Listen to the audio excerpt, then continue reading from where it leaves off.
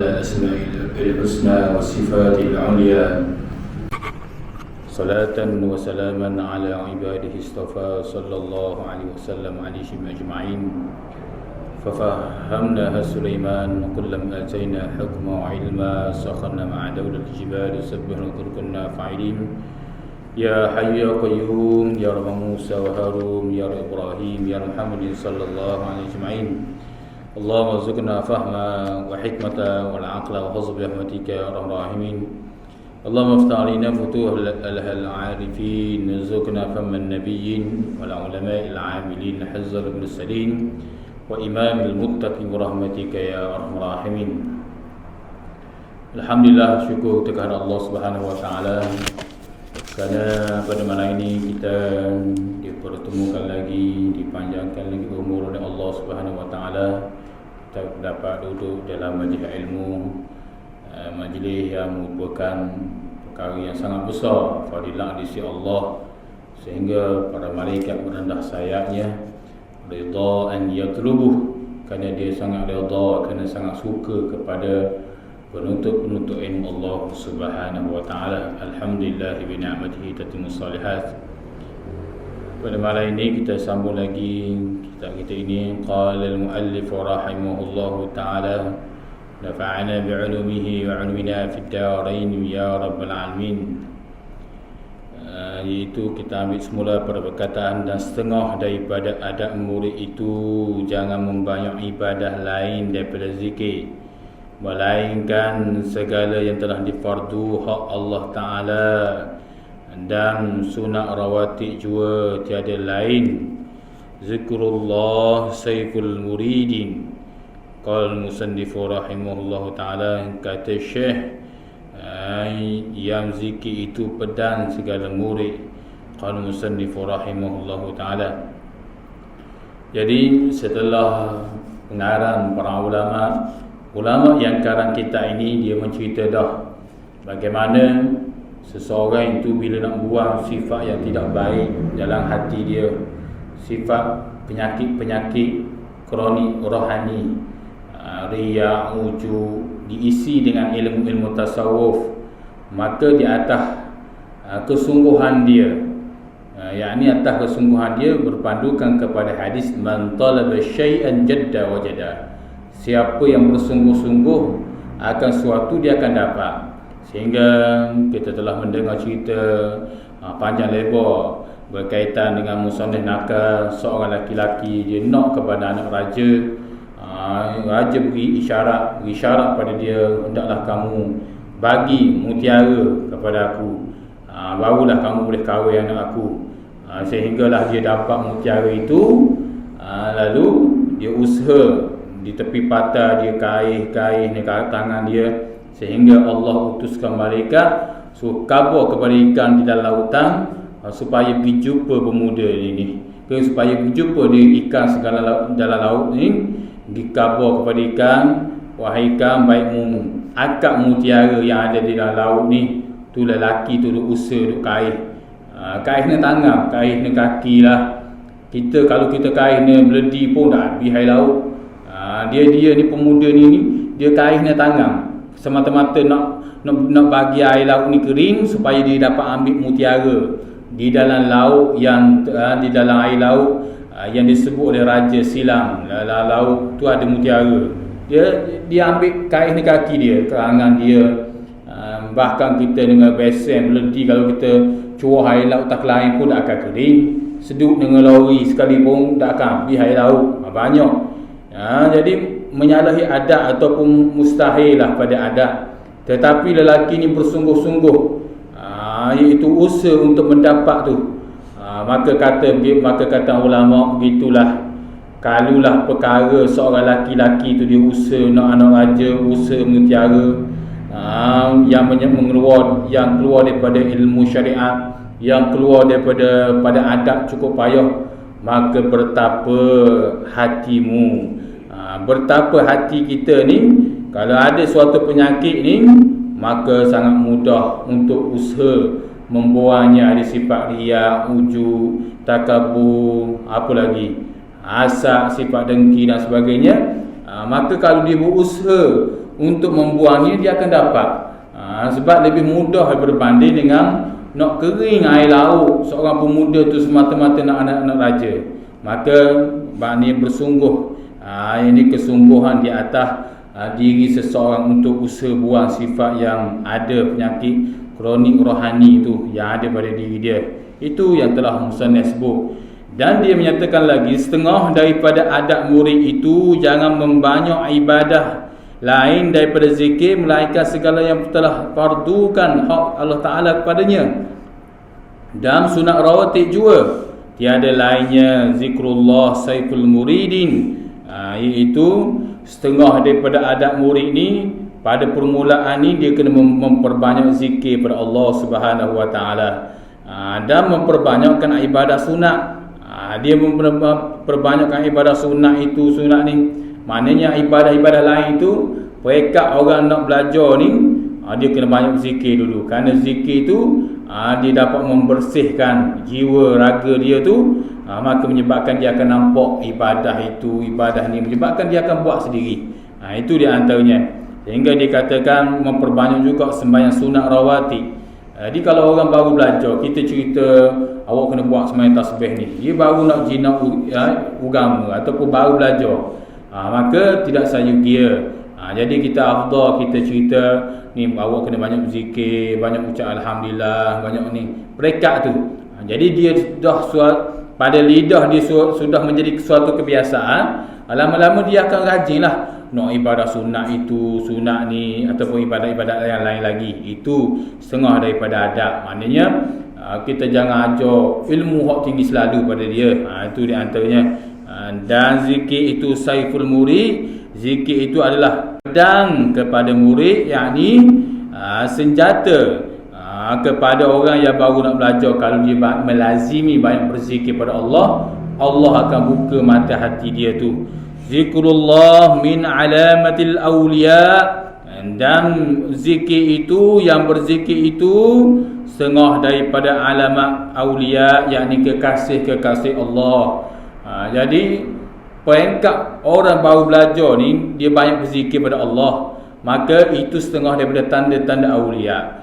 Jadi apatah lagi orang yang sudah mengenal ilmu agama, dia sudah faham, dia selalu dengar semua ilmu agama, qala Allah, qala Rasul, sana sini, maka dia isi pula dengan zikrullah, maka dia merupakan setengah daripada alamat tanda para kekasih-kekasih Allah Subhanahu Wa Ta'ala. Itu di antaranya. Dan barang siapa melazim ia akan zikir, tak dapat tiada ia jadi akan wal awliya. Barang siapa yang lazim semua sentiasa berzikir pada Allah, naik atas kenderaan, atas motosikal dia duduk di mana saja sentiasa dia berzikir pada Allah ni, maka tak dapat tidak dia akan menjadi awliya, yakni kekasih Allah. Awliya yakni awliya saghir, kekasih Allah yang kecil. Kekasih Allah yang besar tu, para kekasih Allah, wali-wali Allah tu, Syekh Qadir Jalani, apa lagi hanu tu, pekat-pekat. Dan tak mustahil kalau Allah Subhanahu Wa Ta'ala nak angkat kita tahap tu, tak mustahil bagi Allah. Itu hak Allah Subhanahu Wa Ta'ala. Itu anugerah Allah atas keikhlasan kita dengan mujahadah, bersungguh-sungguh.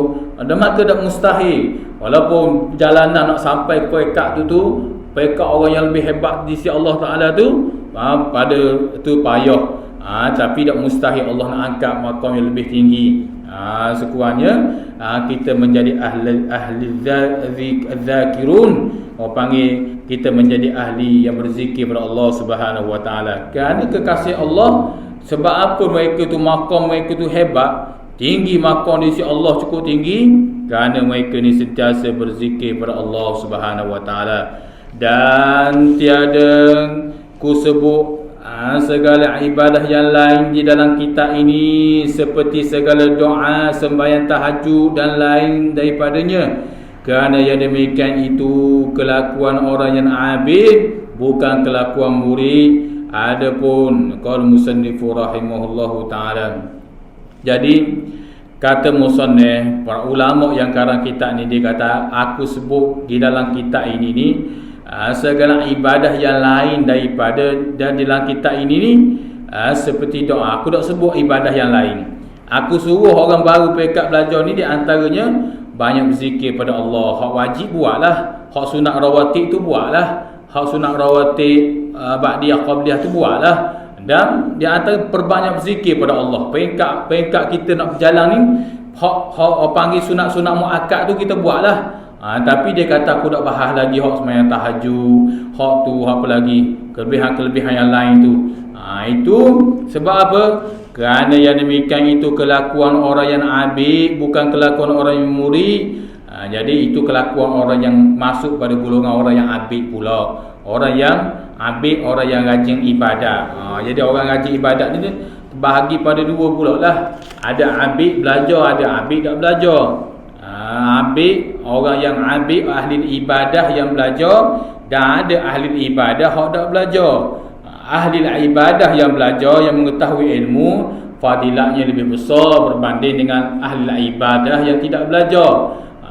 Maka fadilatnya cukup besar. Allah memberi ganjaran dan dia boleh naik makam tertentu, makam di sisi Allah ni, makam ni lebih hebat di sisi Allah. Ada pun makam yang ahli ibadah yang tak belajar, maka dia ditipu daya oleh syaitan. Dia buat ibadah ni, dia sembahyang banyak ni, tapi tak belajar. Ya, sembahyang tak betul, air sembahyang pun ambil tak betul, rokok pun tak betul, sujud pun tak betul, tak belajar.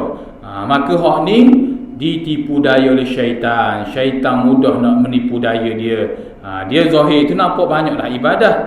Maka bila hak jenis tak belajar gini, dia akan kelakuan dia tetap jadi jahat juga. Kelakuan jadi jahat macam mana? Yang ni kelakuannya tu tidak memberi perubahan pada diri dia. Dia sembahyang, dia puasa, dia naik haji ke Baitullahil Haram, tapi perangai dia tidak berubah. Dia rajin ibadah, zikir pun rajin, selawat pun rajin, tapi orang panggil orang abid yang tidak belajar. Maka hak begitu dia boleh jatuh kepada maksiat juga. Dia sekala buat maksiat, lepas tu bahan maksiat pula, lepas tu main ilmu-ilmu hitam pula, macam-macam. Ini disebabkan abid yang tidak belajar. Qala musannif rahimahullahu ta'ala. Dan demikian itu menjadi beza abid dengan kelakuan murid. Ada farqun, yakni farqun ni maknanya farq, iaitu perbezaan. Diletak bahasa Arab sikit situ. Dan adalah farqun antara abid dan murid itu seperti farq, iaitu perbezaan antara masyriq dan maghrib. Jadi perbezaan abid dengan murid ini perbezaan yang jauh lah, ketara. Maknanya jarak dia jauh. Abid di sini abid yang belajar. Abid hak nak belajar tu hak Imam Ghazali kata, kamu akan lihat di rumah-rumah Allah ahli ibadah yang panggil ahli ibadah ramai di akhir zaman. Kamu akan lihat ramai orang-orang yang memakmurkan rumah Allah, tetapi itu ibadah dia haba'an mansura, jadi debu berhamburan. Ramai yang memakmur rumah Allah, tapi ibadah dia tu jadi sia-sia. Sebab apa? Sebab dia tak belajar. Dia sembahyang tak betul, takbir tak betul, rokok tak betul, Fatihah tak betul, tahiyat tak betul belaka, ambil sembahyang tak betul. Itu habis. Ada perbezaan murid, orang yang belajar, murid ni orang belajar dengan orang yang abid, berbeza yang jauh antara masyriq dan maghrib, antara perbezaan yang cukup jauh. Maka bertapa persamaan martabat keduanya. Maka macam mana nak sama martabat keduanya? Kerana ia berkehendak ia akan Allah Ta'ala, kerana iaitu murid ni berkehendak ia kepada Allah. Dia selalu berzikir kerana dia sangat orang baru nak belajar, dia berkehendak kepada Allah. Dan abid itu berkehendak ia abid akan hak Allah Ta'ala, yakni akan pahala daripada Allah Subhanahu Wa Ta'ala. Hamba iaitu hamba, yakni pahala. Ala sawab itu hamba, bukan pahala, yakni hamba hak Allah Ta'ala, iaitu akan pahala hak Allah Ta'ala. Jadi orang yang baru belajar ni, dia tahu kekurangan diri dia, maka dia nak belajar, maka dia nak sesuatu tu berkehendak kepada Allah, nak kerana dia tahu kekurangan diri dia. Ada pun Habib yang sudah tahu ilmu-ilmu, sudah belajar, maka dia nak kehendak pada pahala pula di sisi Allah. Dia nak pahala itu, pahala ni, kelebihan itu. Maka dia berkehendak dengan ibadah. Itu perbezaan murid dengan iaitu hamba Allah Subhanahu Wa Taala. Itu murid di sini murid hak baru belajarlah. Ia ada dua murid ni. Kalau murid dalam kitab hikam lain pula, ataupun kitab tasawuf yang tinggi-tinggi itu seperti kitab Darun Nafi Hikam, itu murid itu masuk pada orang yang jalan dah, orang yang salih, bukan murid pekat orang baru nak belajar, baru nak tahu bab sembahyang, baru nak bab tu. Itu beza. Ia beza lafaz-lafaz tu. Ia macam musyahadah lah. Kalau musyahadah duduk dalam kitab fiqh, orang panggil pandangan mata tu kita tahu. Ain najih, nampak ain najih. Tu dengan mata kita. Dengan mata buta kita ni. Ada pun musyahadah, lafaz musyahadah ni kalau duduk di dalam kitab tasawuf, orang panggil pandangan mata hati. Syuhud billah tu. Mata hati dia tu pandang dengan mata hati tu. Itu perbezaan. Maka begitu juga murid di sini, yakni murid yang baru nak belajar. Ada pun murid yang di dalam kitab tasawuf, hikam dan sebagainya tu, hak tu pengkat orang salih dah, orang yang tahu dah ilmu, dia nak jalan, dia nak pergi ke hadratillah. Dia nak cari redha Allah supaya Allah menerima keredaan, Allah menerima hak dia nak tu, yakni keredaan Allah. Lalu Allah mengangkat martabat di sisi Allah Subhanahu Wa Taala. Itu perbezaannya. Qala musannif rahimahullahu taala, iaitu segala nikmat dunia ataupun nikmat akhirat, maka bertapa farq hak Allah Taala daripada hamba-Nya. Jadi semua itu hak yang nak berkehendak kepada Allah, nak berkehendak kepada pahala hak Allah Taala ni, semua itu ialah nikmat daripada Allah. Dan iaitu nikmat di dunia. Di dunia Allah beri nikmat dah. Allah beri nikmat ni disebabkan dia mencari keredaan Allah, berkehendak nak kepada Allah, maka Allah beri sudah nikmat. Nikmat hal keadaan nikmat Allah redha. Dan begitu juga nikmat akhirat, yakni di hari kiamat kalau Allah beri nikmat pula di akhirat, yakni syurga Allah Subhanahu Wa Taala. Maka bertapa farq hak Allah Taala daripada hamba-Nya. Maka bertapa di sini maksudnya yakni bertapa kenapa hak Allah Taala ke atas hamba-Nya. Apa maksud? Yakni begitulah hak Allah Taala kepada hamba-Nya, Allah akan membezakan. Allah akan membezakan hak Allah Taala di atas hamba-Nya, Allah akan membezakan. Orang ni hak rajin ibadah, Allah letak makam sini. Orang hak ni majlis malas kuat ibadah, Allah letak sini. Itu farq. Perbezaan tu apa? Kamu maka di sini yakni unzuru, dengan makna kamu lihat.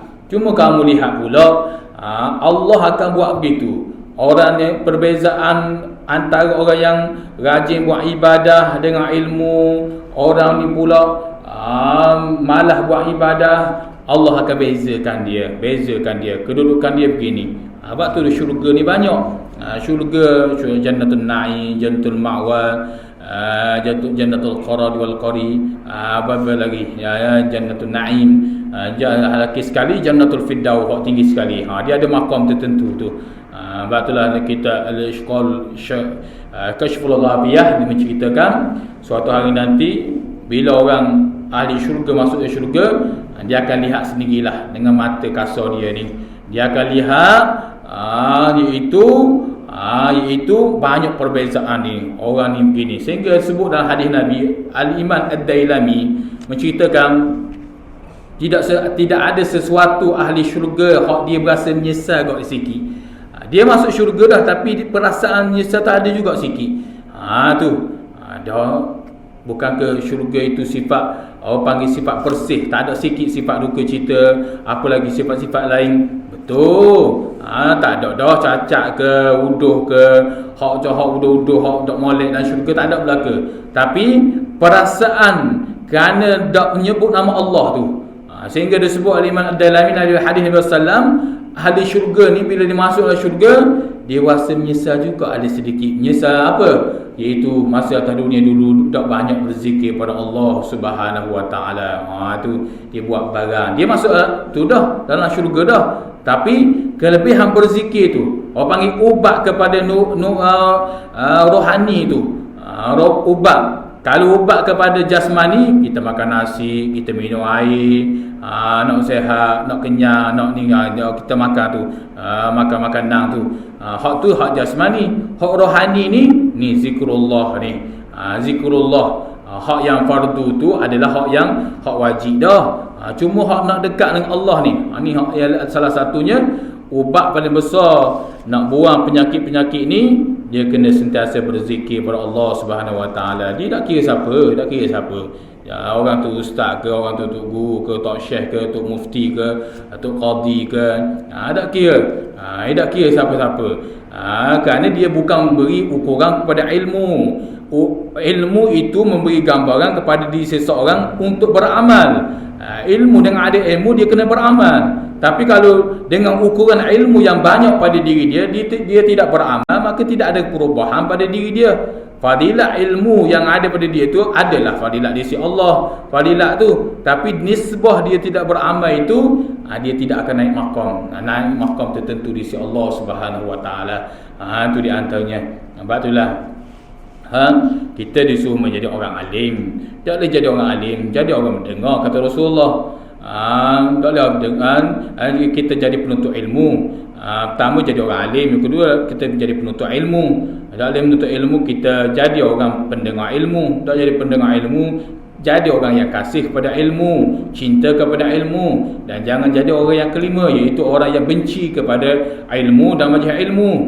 Jadi sekurangnya kita ada dah hak pekat-pekat tu. Jadi kalau kita ada hak lima-lima hak tu tadi, cinta kepada orang ilmu, jadi penuntut ilmu, kita ada sedikit ilmu tu, kita beramal. Kita beramal sikit sebanyak, maka kita isi pula dengan zikrullah. Dia jadi ubat lah. Tu jadi ubat pada diri seseorang itu. Memang beza. Orang yang mengetahui ilmu dengan orang yang tidak mengetahui ilmu beza. Dan cara dia buat ibadah lain. Maqam dia beza. Orang ni dia belajar bab ilmu, dia tahu sembahyang betul begini, hak afdal begini. Dia belajar, kita dengar surah masjid sini sana sini. Hak ni dah belajar. Ni sembahyang tapi dah belajar. Maka perbezaan jauh. Perbezaan orang yang mengetahui dalam melaksanakan ibadah dengan ilmu, dengan melaksanakan ibadah dengan tidak ilmu, beza jauh. Sehingga disebut Rasulullah SAW itu seperti jauh aku di antara para sahabatku. Itu hadis Nabi SAW, Imam Fakhruddin. Dalam hadis lain ada satu lagi hadis Nabi SAW kata, antara orang biasa dengan para ulama seperti antara aku dengan para sahabatku. Itu satu hadis Nabi SAW juga. Qala musannif rahimahullahu taala, nafa'ana bi'ulumihi wa 'ilmina fid darain ya rabbal alamin. Jadi hak Allah Taala tu Allah akan membezakan. Sebab di atas dunia Allah beri dah kebebasan. Mu nak jalan ni gini, jalan ni gini. Dan setengah daripada adat murid itu melazim ia akan puasa sunat dengan selang-selang hari atau selang-selang 2 hari. Jangan lebih daripadanya 2 hari, kerana maksud murid itu hendak memecah syahwat dan meninggal ia akan segala lazat dunia supaya baik nafsunya daripada kehinaan dunia. Dan adalah puasa itu menolong akan yang demikian itu. Qala musannifu rahimahullahu ta'ala. Jadi setengah daripada adab murid ini, orang yang baru nak belajar, orang yang mengetahui ilmu ni, supaya dia ni dapat membuat ibadah dengan tenang, dengan ibadah dengan mudah. Sebab itulah kata Tuan Guru Haji Rahim yang saya ngaji kita ni, maknanya kita kena tengok kalau kedudukan kita ni macam mana. Kalau kedudukan kita ni, kita orang ahli ilmu sekalipun, kita ustaz sekalipun, tetapi tidak ada perubahan pada diri kita ni, maka kita boleh jatuh pada murid ni balik. Kita kena tengok kelakuan murid ni. Kita buat ke tak kelakuan murid hak ni. Berzikir, hak tadi adab tu banyak berzikir, banyak-banyak sunat, ataupun setengah daripada adabnya lagi iaitu melazim puasa sunat. Puasa sunat Isnin Khamis ke madi dah. Puasa ataupun puasa yang diwasiat oleh Rasulullah Abu Dzar, iaitu puasa sebulan 3 kali, dalam sebulan tu 3 kali. Boleh juga. Rasulullah wasiatkan, Rasulullah kata jangan kamu tinggal sembahyang duha dan sembahyang witir dan puasa 3 hari di dalam sebulan. 3 hari. Boleh juga. Kalau puasa lagi, rajin lagi, boleh puasa Nabi Daud, puasa selang sehari, boleh, tak masalah. Maknanya ini satu jalan adab kepada murid untuk memecahkan syahwat dia. Kalau syahwat dia ni suka buat maksiat, masuk jalan ni pula. Kalau jalan zikir tu tak ada perubahan, maka dia boleh duduk pada jalan ni, boleh buat jalan ni. Jalan untuk pecah syahwat, maksudnya supaya nafsu dia tu tidak melampau buat melakukan kemaksiat pada Allah Subhanahu Wa Taala. Dan adalah puasa itu menolong ia akan diberikan itu. Kerana puasa ini dia akan menolong seseorang itu untuk pecah nafsu ataupun nafsu nak buat kejahatan tu jadi lemah. Disebab tak makan, tak minum tu. Itu sebab puasa ni banyaklah kelebihan yang sudah kita tahu. Qala musannifu rahimahullahu ta'ala, dan jika suruh baik nafsu nescaya, dan jika sudah tu, dan jika sudah baik nafsunya nescaya jadi ia nafsu fatastajalli hak Allah Ta'ala kepadanya. Dan bila nafsu tu jadi baik, dengan dia berzikir pada Allah, dia berpuasa, dia buat apa lagi ibadah yang baik-baik ni, dia berzikir pada Allah, nafsu jadi baiklah. Nafsu jadi comel lah. Bila nafsu jadi comel, nafsu jadi taat pada Allah, tak ambuh buat maksiat ni, nescaya, yakni jawapan dia. Jawapan kepada nafsu bila jadi baik ni, setelah kita berzikir, kita buat ibadah itu ataupun ibadah puasa selang sehari, puasa sunat ni, nescaya jadi ia fatastajalli Allah Ta'ala. Jadi fatat yakni luput tajalli Allah Subhanahu Wa Ta'ala kepadanya, yakni anugerah Allah lah. Orang panggil tajalli. Allah tajalli pada Nabi Musa tu, tajalli di sebuah bukit, di atas bukit tersinar tu. Itu tajalli. Dia ada 2 dalam ilmu tasawuf ni, 3 dia ada. Dia panggil apa? Sebuah ilmu tasawuf ni panggil itu takhalli. Pertama takhalli, lam ya, takhalli. Itu dalam perubahan hidup kita ni, bila kita rajin buat ibadah, dalam kehidupan kita ni akan ada buat 3. Pertama sekali takhalli. Takhalli ni lam li, iaitu ya. Takhalli apa? Yakni peringkat itu kita mengosong kekotoran. Takhalli ni kita kosong sesuatu kekotoran dalam jiwa kita. Itu takhalli. Kalau kita usaha nak buang sifat dengki, nak buang sifat ujub, kita nak buang sifat syirik, sifat nifaq, sifat munafik ni, maka kita usaha itu dipanggilkan sebagai takhalli. Takhalli. Tu takhalli. Bila kita sudah buang, kita buang sifat apa? Riak, ujub, sombong, dengki, kasih pada dunia, nak masyhur, nak tunjuk hebat. Kita buang sifat-sifat tu, lalu kita isi sifat panggil sifat redha, zikir, qanaah, zuhud, warak tu orang panggil tahalli. Itu yang kedua, tahalli. Tadi takhalli. Yang kedua tahalli, lam ya, tahalli. Tahalli ni dia usaha pula masuk sifat redha, redha dengan takdir Allah, zikir, dia banyak berzikir. Itu orang panggil tahalli lah tu. Tempat kesucian jiwa tu dia orang masuk dengan sifat redha. Sifat redha, sifat zikir pada Allah. Qanaah, sifat qanaah, Sebab mewadai apa yang ada, dan sifat zuhud, sifat wara, sifat ikhlas, apa lagi? Sifat hak comel-comel, dia buat usaha masuk dalam jiwa dia tu, orang panggil tahalli. Tahalli itu sifat tahalli. Tapi kena buang tu, kena buat lari tu takhalli tu.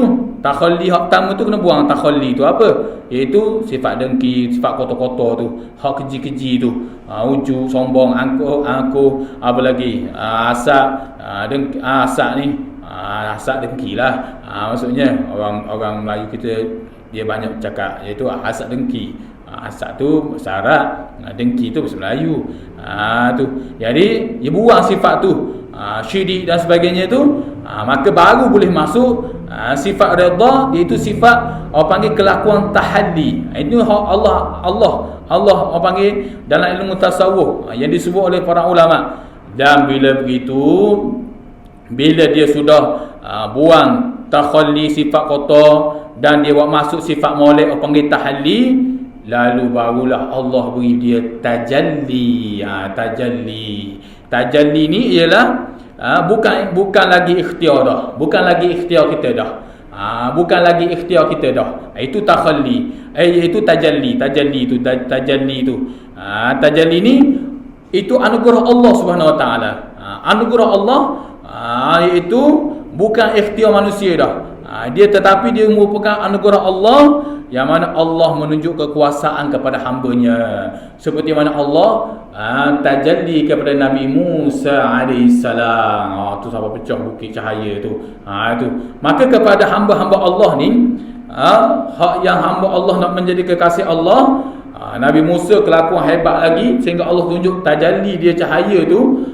Kita pekat kita ni tajalli juga, tapi tajalli Allah beri anugerah dia. Anugerah Allah. Tak kira lah anugerah itu Allah Ta'ala nak bagi apa.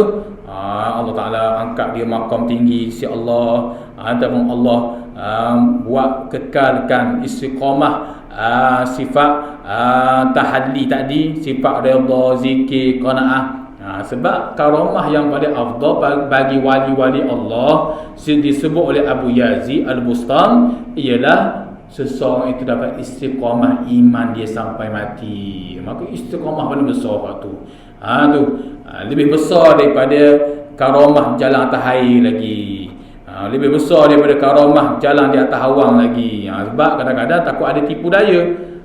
Tu bila karamah jalan atas air ni kadang-kadang takut ada tipu daya lagi.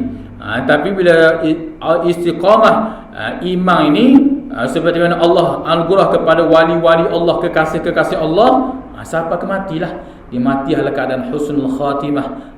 Ni hebat. Ini hebat. Tu panggil perbezaan tajalli. Mana takhalli, tahalli, tajalli. Itu dalam ilmu tasawuf dia ada lafaz-lafaz begini. Lafaz begini. Ni penting ilmu tasawuf. Ilmu hak ulama bahas satu-satu. Mari golongan yang mengaku sebagai salafi, dia haram buat perkampungan sunnah.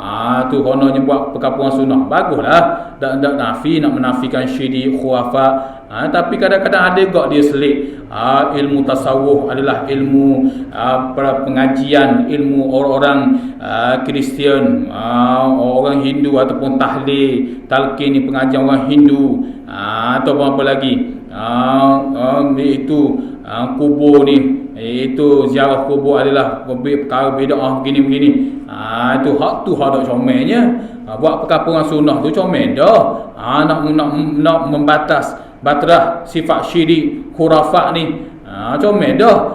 Tapi kadang-kadang dia selit juga, iaitu menjadi amalan yang tidak patut membaca Yasin pada malam Jumaat. Sepatutnya surah Al-Kahfi. Tu orang baca surah Yasin, Al-Quran muncul di malam Jumaat. Tak kira lah orang nak baca surah apa ke, Yasin ke apa ke. Tu hak dah jadi comel tu kadang-kadang. Buat perkampungan sunnah comel dah ni dipelih baru-baru ni lah. Orang duk ni orang panggil fitnah ni. Hak ni kita takut. Hak soal politik satu hal dah. Masalah negara kita sekarang ni, hak tu satu hal dah. Tu hak ni pula mari fahaman hak begini pula ni. Di saat orang duk bimbang dengan keadaan negara sekarang ni, oh dia mari pula buat perkampungan sunnah. Bagus, tak ada masalah. Tetapi hak ni kadang-kadang mari ada seorang hak daripada Indonesia, hak dia berbentang di perkampungan sunnah tu. Dia kata ilmu tasawuf, ilmu yang tidak patut dan Asy'ariyah adalah tidak berpandu kepada hak yang sebenar, dan dia tidak bertuhan. Asy'ariyah ini tidak bertuhan, Al-Maturidi pun tidak bertuhan. Hak yang Salafi, yang kita mengangkat ilmu tanmiyah, macam tengok itu Tuhan ni jadi punah umat ni. Ni hak ni jadi punah.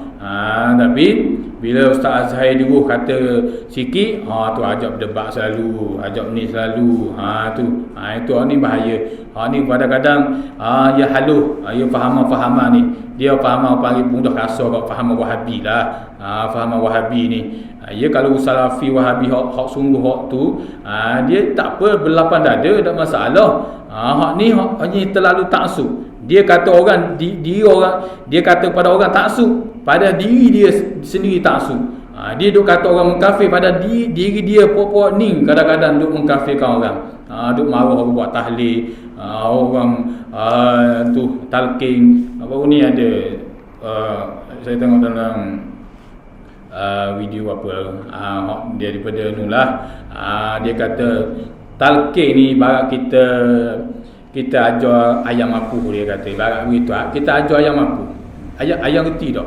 Tu mengaji. Dia mengaji kepada talqin ni. Tu sampai tahap tu. Kalau dia nak membatalkan berkaitan dengan khurafat, hak yang tak patut sembah kubur, berzikir, ataupun apa hak lagi yang tak patut kadang-kadang kalau hak jenis di Hadramaut kadang-kadang setengah tu lah, terlalu tu sangat, kadang-kadang menyebabkan puji kepada tahdin ni tempat Hadramaut Habib Umar ni tempat bagus, sehinggalah kita ni itu masuk. Maknanya siapa yang pernah pijak kaki di tahdin, dia akan masuk syurga di tempat wali-wali. Tu hak tu satu hal juga. Sebab itulah kalau di pondok Pak Sungguh saya ingat, dia jaga-jaga. Ada perkara ni kita kena tengok belaka. Hak yang ngaku Wahabi satu hal dah. Kadang-kadang hak mengaku sebagai ahli sunnah ni kadang-kadang buat juga perkara hak luar biasa, perkara hak tak patut buat. Tawaf kubur lah, jauh kubur Nabi Hud gini lah. Dia di Yaman tu. Kalau Ustaz Hussein tahulah. Kadang-kadang. Jadi sebab itulah kita hak begini kena tengok belaka. Sebab itulah kita ada hak pandangan hak molek kita ambil, tapi hak perkara hak yang nak menyesak ni menyatakan ilmu tasawuf, ilmu apalah begini-begini, Syekh Junaid Al-Baghdadi yang mengarang ilmu tasawuf ni adalah sesat dan sebagainya. Hak tu kita tidak setuju ni. Ni tengok dalam ilmu tasawuf ni dia ada belaka tajalli, tahalli, cara-cara belaka hak ulama ajar. Comel maknanya. Batulah betul hak Nabi sallallahu alaihi wasallam nyatakan umat aku akan berpecah. Satu saja masuk syurga ni, hak berpecah, hak ni begini, hak ni begini, hak ni begini. Hak dak campur dengan Islam liberal lagi. Hak ni begini, hak ni faham begini. Itu Islam liberal satu hal. Ada satu lagi hak yang ada guru saya bagi tahu baru ni. Ada hak paling takut juga Islam liberal satu hal dah. Sufi liberal, ada juga Sufi liberal. Sufi liberal ni maksudnya beramal ilmu tasawuf dan sebab hebat ni. Comel pakai yang sunnah dan sebagainya.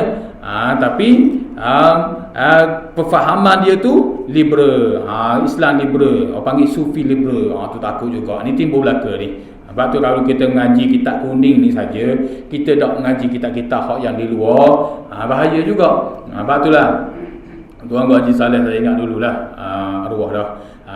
Alhamdulillah dia itu mati dah. Dia kata bila sesudah mengaji kitab Turak ni, kena tengok juga kitab-kitab luar, kitab arak-arak luar tu, karangan para ulama-ulama tu. Kena tengok. Sebab dia tak ada dalam kitab-kitab lama, tak ada Sufi liberal, fahaman liberal, tak ada dalam kitab-kitab lama begini. Dia tentang akidah, bab tauhid gini-gini. Itu di antaranya. Jadi sebab itulah berkaitan ilmu tasawuf ni, kitab-kitab lama beginilah sebagai benteng untuk akidah kita. Itu orang panggil kitab yang perlu kita jaga. Tu sebab ni fahaman banyak semua. Tak masuk golongan Abash. Golongan Abash satu hal. Abash ni terlalu tu sangat. Golongan habis orang Wahabi. Orang ni Wahabi, orang ni Wahabi, orang ni Wahabi. Tu. Hak dia saja betul. Tu. Orang maknanya orang yang main politik ni Wahabi, habis Wahabi dia wi. Tu Abbas dia siapa mengkafirkan orang tu. Ada tu, tapi golongan dia Malaysia ni tak tu. Siapa dia sanggup dia kata iaitu kita tak apa, kita sokong orang-orang yang membuat perkara bukan tak terdasar Islam. Kadang-kadang ada setengah parti tu dia kata dasar Islam tapi fahaman Wahabi. Buat apa itu? Kita duduk situ dia kata. Siapa tahap tu? Tu nak cerita pada kita bahawasanya siapa tahap Abbas. Golongan ada begitu. Dalam grup saya banyaklah. Tu begini. Hakikatnya tu guru pondok dah ajar begitu. Kalau kita tengok tu guru pondok di Pasir Tumbuh ke, tak kira lah di Kedah ke, tak tahap tu. Dia ni pekat anak-anak murid tapi dia lampau kadang-kadang. Fahaman dia tu. Anak-anak tu guru di Kedah tu. Kita tengok. Tak ada begitu. Tak ada keluar kenyataan gini-gini. Ni banyak maknanya fitnah dah. Kita duduk di zaman fitnah. Jadi sebab itulah dalam nak membaikkan jiwa kita dan dapat tidak kena ilmu tasawuf ni, biarlah apa kalau kita berjumpa dalam YouTube ke apa ke, ada ustaz ke, tak kira lah dia tarikh mufti sekalipun, kalau dia mempermainkan ilmu tasawuf ataupun nak menyatakan pada Imam Ghazali berkaitan ilmu tasawuf gini, tak perlu ilmu tasawuf gini, asal ayah lah. Tengok, sekadar tengok dah lah. Ni ilmu comel dah yang ulama ajar ni. Itu di antaranya. Qala musannif rahimahullahu taala wa nafa'ana bi'ulumihi wa 'ulumina fid darain ya rabbal alamin. Dan tiada yang terlebih sangat maksud saudaraku lain daripadanya. Jadi tak ada lah hal yang telah terlebih sangat maksud wahai saudaraku, kata pengarang kitab ulama ni. Maknanya kalau kita membaik nafsu kita sudah baik, Allah akan tajalli, Allah akan beri anugerah dia tanpa kita ikhtiar, Allah akan beri. Itu jalan dia tu. Maka tidak ada maksud lain saudaraku.